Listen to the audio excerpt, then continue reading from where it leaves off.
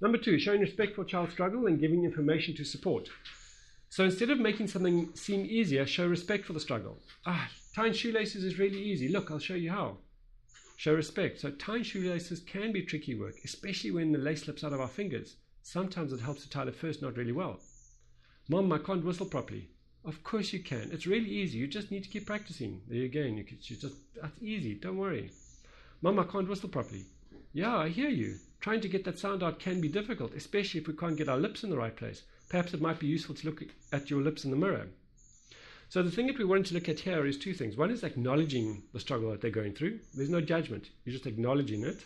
And it's often useful, and I'm using it even now in the way I'm sharing it with you, it is often useful to say those words. Sometimes it looks like it might be, because not everything is as definitive as it appears to be.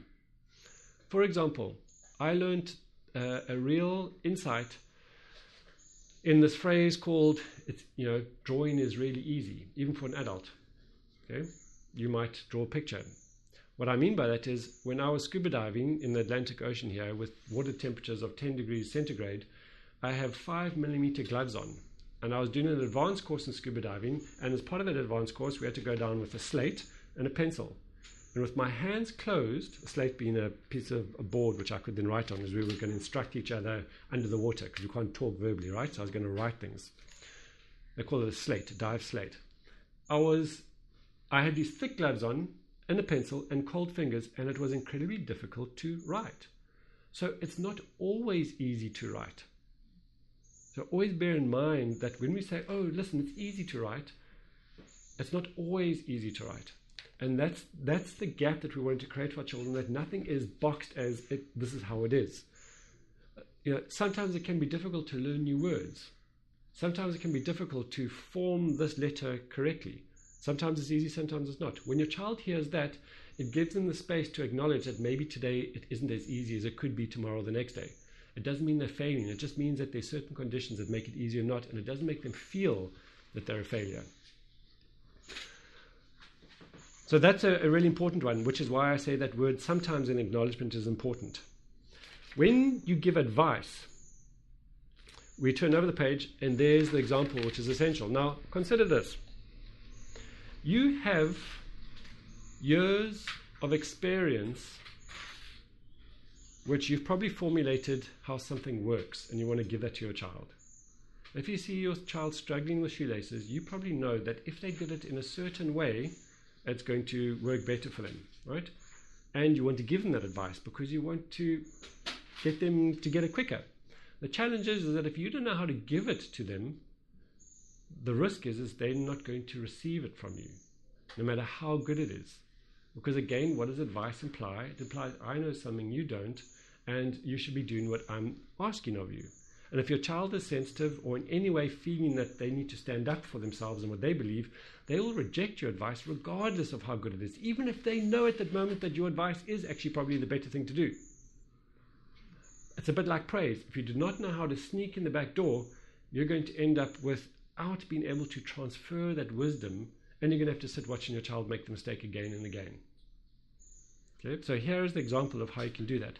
So when giving advice or suggestions, use words again like sometimes perhaps it might be helpful. So here, for example, just keep practicing, honey, you'll get it soon. I mean, that's not very helpful, right? I mean, I wouldn't like to hear that if I'm struggling to learn to write.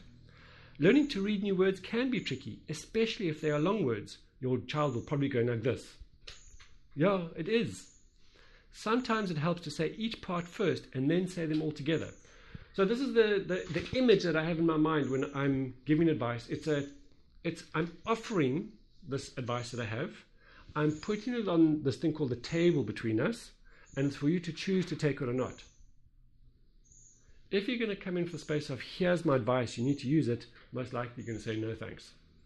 So when I say sometimes it helps that you do this with a knot and pull it tight, the child thinks, well, sometimes it helps, sometimes it's not. So is this one of those moments where I think it will help? Yes, so thank you, I'll take your advice. Or they save face by saying, no, I don't think this is one of those moments. And they can reject it without losing face.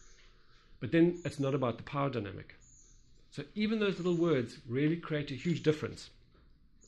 I can't do this properly. I keep stalling the car. Don't worry, changing gears manually is really easy. I learned this in a few minutes when I was young, so don't worry. Can you see that that parent has the best of intentions? They're trying to say, like, don't worry, actually, no, we'll get this quickly, don't panic. Meanwhile, it's not creating that experience for the child. How about sharing it this way? So changing gears is one of the more difficult things to learn. It might be worthwhile practicing while the car engine is off. Then your feet will get used to the motions. That's a whole different way of sharing the insight. Your child is going to hear that and actually choose to do something differently, which may get the result that they're wanting. So children don't want us to bring the barrier down. They want us to support them in stepping up to it. By acknowledging and respecting their struggle, they develop skills of perseverance, stamina, follow-through, and determination. And every time they transform an I can't into now I can, their confidence in their own abilities dramatically increases. So here's another way, and this is using more the realm of coaching, which is, if you're turning over there, it says there how to show respect for their struggle, but then opening up a question for them to think what might work best. So in the case of the whistling, learning to whistle isn't always easy. There's acknowledgement. You really have tried many times to get it right. I wonder what might be the thing that will make this work for you. So there you are, supporting your child in figuring out what they feel is best for them, such that they can implement it and actually they feel the sense of empowerment. In other words, you're the parent providing this container, this environment in which your child is going to process information to see how to make it work. Many children feel like you're rubbing salt into their wounds. If you just give you advice, that's what they feel like. You can avoid this by asking their permission first.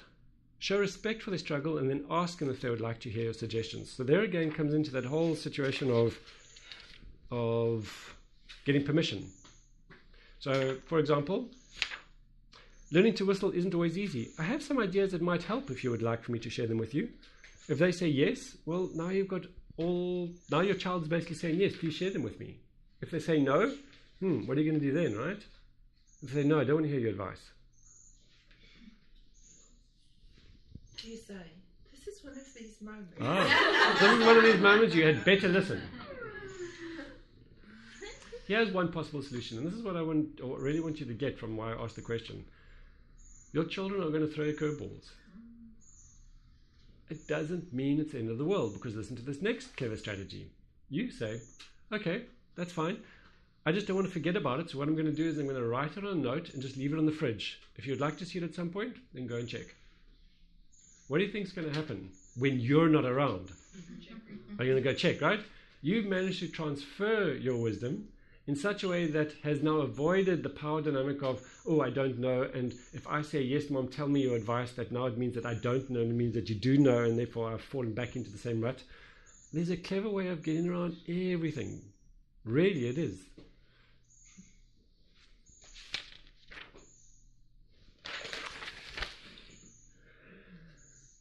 The worst thing to do is to come up with this list and say, listen, I've got a couple of things to do here, or it's a couple of suggestions. Would you like to hear them? No. Okay, well, here they are then, right? You don't want to hear them, so I'm just going to throw them away, and then you just carry on living your life and see if you're going to get the result that you want. That's not a very effective way to get them to want to hear your suggestions and advice. You need to get your frustration out of a piece of paper. Yeah, exactly. You can do that, and you'll tear it up, and you might inspire them to pick it up and to stick it back together when you're gone. I'd rather just say, listen, I'm going to put it over there just so that I remember if you want to ask me at another time, and then see what happens. The next one.